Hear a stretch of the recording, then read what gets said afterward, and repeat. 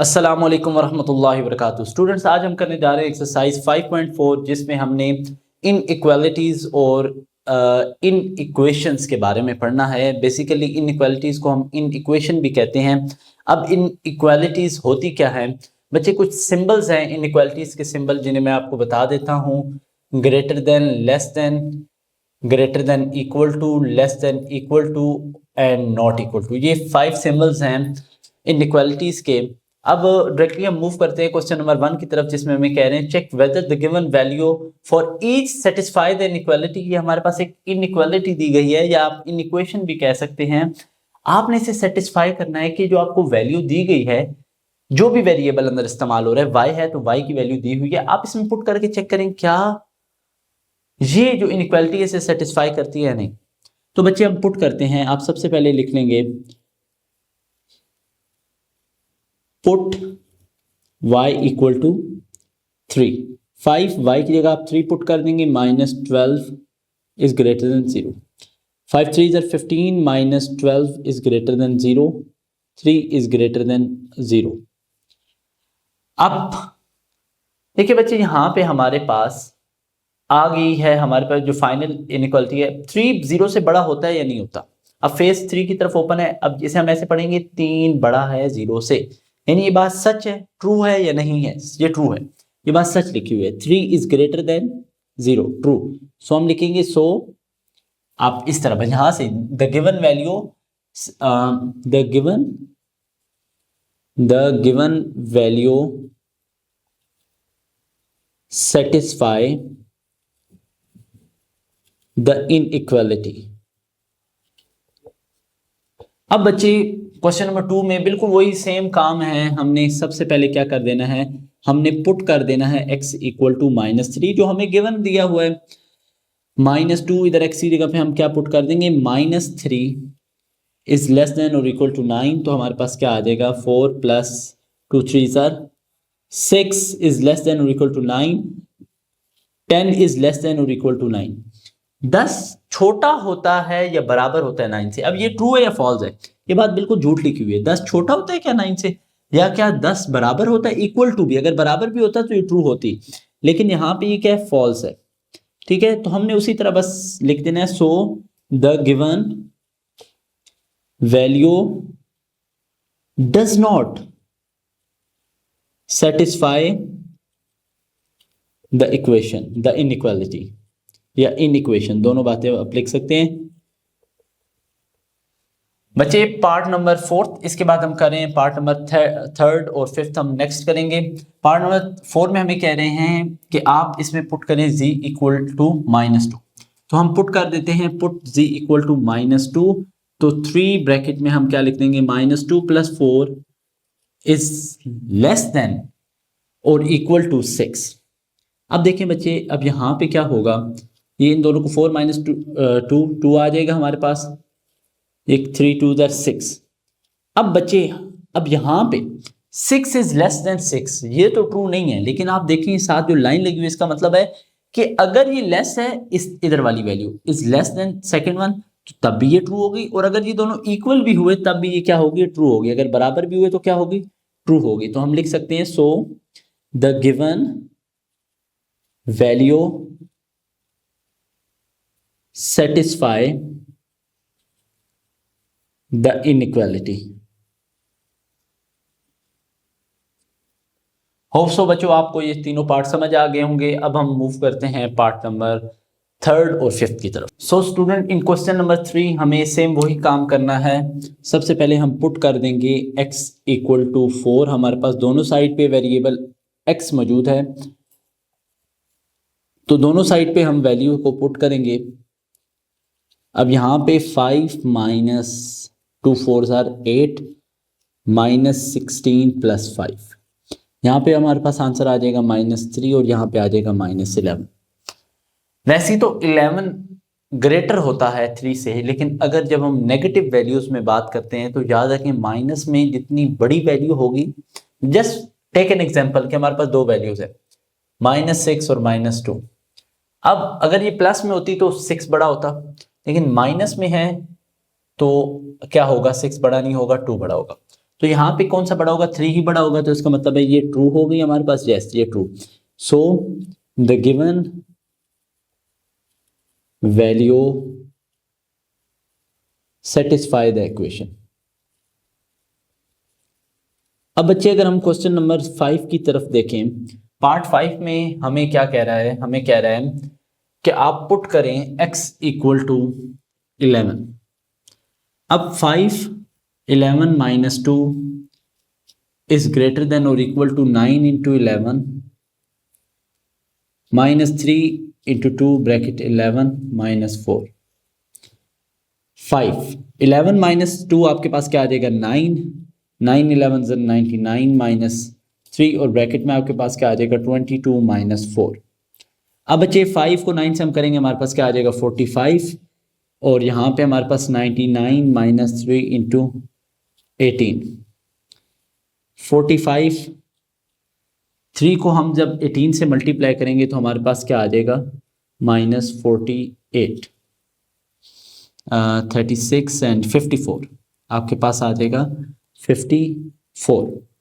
अब 54 आने के बाद बच्चे आप जब इसे माइनस करेंगे तो आपके पास क्या आ जाएगा 45। तो बच्चे हमारे पास जो आंसर आया 45। अब क्या 45 ग्रेटर है 45 से या 45 लेस है 45? तो ये दोनों नहीं है, ये दोनों इक्वल है। अब देखें, अब इधर अगर सिर्फ ये इस्तेमाल होता साइन तो तब तो मैं कहता फॉल्स, लेकिन यहाँ पे मैं ट्रू क्यों लिख रहा हूं, क्योंकि यहाँ पे मेरे पास सिर्फ लेस देन या ग्रेटर देन का साइन नहीं है बल्कि साथ इक्वल टू भी है। तो मैं लिखूंगा so the given equation given value satisfy the inequality, satisfy the inequality। और यहाँ पे बच्चे इक्वेशन नहीं लिख सकता, अगर आप लिखना भी चाहते हैं तो इन इक्वेशन लिख सकते हैं क्योंकि inequality is also known as inequation. अब बच्चे मूव करते हैं क्वेश्चन नंबर 2 की तरफ। सो स्टूडेंट क्वेश्चन नंबर 1 के पार्ट बी में आपसे क्या कहा जा रहा है कि इन द फॉलोइंग केसेस, आपको 5 केसेस दिए गए हैं, right each solution in the set notation form. अच्छा बच्चे अभी हमने इसे सेट नोटेशन फॉर्म में लिखना है और आपसे कह रहे क्या है, सिंगल लाइन आंसर है कि x belong to natural number. x क्या है, नेचुरल नंबर से बिलोंग करता है and x is greater than 2, greater than और equal to 2 and less than और इक्वल टू 5। अब पहली बात हम ये समझते हैं कि x इज ग्रेटर देन यानी x बड़ा है या बराबर है 2 के, बराबर या बड़ा। अब कहां तक ये लेता जाऊं बड़ा, क्या 6 7 8 9 कहां पे ब्रेक मारनी है? आपसे क्या कह रहे हैं, x इज लेस देन और इक्वल टू 5, 5 तक जा सकता है, 5 से बड़ा नहीं हो सकता। 5 भी इंक्लूड है क्योंकि साथ लेस देन और इक्वल टू भी इस्तेमाल हुआ, इसलिए हम 5 को भी इंक्लूड करेंगे।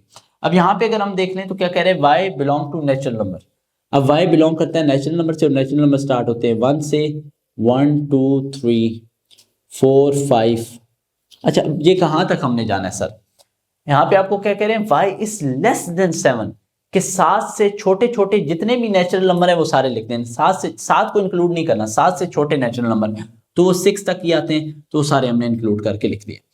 अब बच्चे रियल नंबर्स की अगर हम बात करें तो रियल नंबर्स में अब इन्फिनाइट बेतहाशा नंबर होते हैं, इन्फिनाइट मैनी नंबर्स। ठीक है, अगर आप बात करेंगे ना कि 1 से 2 के दरमियान में कितने रियल नंबर्स हैं तो there are billions and more than billion, infinite number है। ठीक है, हम नहीं बता सकते रियल नंबर कितने ज्यादा है। ठीक है, तो वो हम यहाँ पे लिख नहीं सकते, तो हम क्या लिखेंगे, x such that x belong to real number where, जहां पर सॉरी x नहीं, यहाँ पे हमारे पास z इस्तेमाल हो रहा है तो हम यहाँ क्या लिखेंगे, z such that z belong to real number where z is less than और equal to -3, where z is less than और इक्वल टू -3। अब नेक्स्ट में आपसे क्या कह रहे हैं, x belong to whole number where x is less than और इक्वल टू 4, तो 0 को हम ऐड करेंगे, होल नंबर 0 से स्टार्ट होते हैं, 0 1 2 3 एंड 4। 4 को इंक्लूड इसलिए किए क्योंकि लेस देन और इक्वल टू था, सिर्फ लेस देन नहीं था। अगर सिर्फ लेस देन होता तो हम 3 तक रोक देते। अब यहाँ पे इनको पार्ट 5 आपसे क्या कह रहे हैं कि x belong to real number, तो हम क्या लिख देंगे, x such that x belong to real number where, अब आपको क्या कंडीशन दी है, where x is greater than -4, x is greater than -4 and x is less than -3/2। तो होप सो बच्चों आपको ये पार्ट भी समझ आ गया होगा। अब मूव करते हैं क्वेश्चन नंबर 2 की तरफ। So students, in question number 2 आपसे कह रहे हैं कि x belong to natural number और आपको कहा जा रहा है 3x - 2 इज लेस देन 7। अब बच्चे आपने इसमें इनइक्वालिटीज को सॉल्व करके जो आपके पास वेरिएबल है उसका आंसर निकालना है, उसे सॉल्व करना है। तो -2 सबसे पहले ऑपोजिट साइड पे जाके क्या हो जाएगा, +2, तो हमारे पास क्या आ जाएगा, 3x इज लेस देन 9। अब 3 इधर जो मल्टीप्लाई हो रहा है वो उधर जाके क्या हो जाएगा, डिवाइड, तो हमारे पास फाइनल आंसर क्या आ जाएगा, 3। बच्चे अब जो आप इसका सोल्यूशन सेट लिखेंगे वो आप किस तरह लिखेंगे, सोल्यूशन सेट आपने लिखना है। देखिए आपसे क्या कह रहे हैं कि x belong to natural number, अभी हमने पढ़ा कि नेचुरल नंबर स्टार्ट होते हैं 1 से, तो 1 और 2 जो है इसका सोल्यूशन सेट। अब हम कहेंगे सर 1 से स्टार्ट होते हैं, 2 पे रुक क्यों गए, आगे क्यों नहीं लिखे। बच्चे आपको क्या कहा कि x is less then 3, x क्या था, नेचुरल नंबर था, और लेस देन 3, 3 से छोटे नेचुरल नंबर, तो 3 से छोटे नेचुरल नंबर सिर्फ 2 ही होते हैं, 1 और 2। क्वेश्चन नंबर 3 में अगर हम देखें तो सबसे पहले x belong to whole number है, -2x उधर जाके क्या हो जाएगा, +2x, और -5 इधर आके क्या हो जाएगा, +5। ठीक है, इनइक्वालिटीज के आपने साइन को चेंज नहीं करना। ठीक है, यहाँ पे हमारे पास क्या हो जाएगा, 8x, और यहाँ पे क्या हो जाएगा, 40। अब 8 जो उधर मल्टीप्लाई हो रहा है वो इधर आके क्या हो जाएगा, डिवाइड, तो हमारे पास जो फाइनल आंसर आ जाएगा वो हमारे पास आ जाएगा 5। तो अब इसका जो सोल्यूशन सेट है, सोल्यूशन सेट, वो हम किस तरह लिखेंगे, 0 1 2 3 4 एंड 5। अब 0 इसलिए क्योंकि होल नंबर था, होल नंबर स्टार्ट फ्रॉम 0, और 1 2 3 4 5 भी इसलिए लिखा क्योंकि x इज लेस देन और इक्वल टू 5, इक्वल टू साथ लगा हुआ है, इस वजह से। सो मूव करते हैं बच्चे अब क्वेश्चन नंबर 4 और 5 की तरफ। So student, in question number 4 आपसे क्या कहा जा रहा है कि that y belong to real number, और हमारे पास जो इनइक्वालिटी दी गई है 16 - 5y is less then 4 × y - 1 - 7। बच्चे सबसे पहले तो आप ब्रैकेट को सॉल्व करेंगे, 4 × y 4y, -4 1 4 -7। देन बच्चे आपने क्या करना है, -4y इस तरफ -5y इधर आके +5y हो जाएगा, और -4 उधर जाके क्या हो जाएगा, +4, और -7 उधर जाके +7, तो हमारे पास इधर आ जाएगा 27, और इधर आ जाएगा 9y।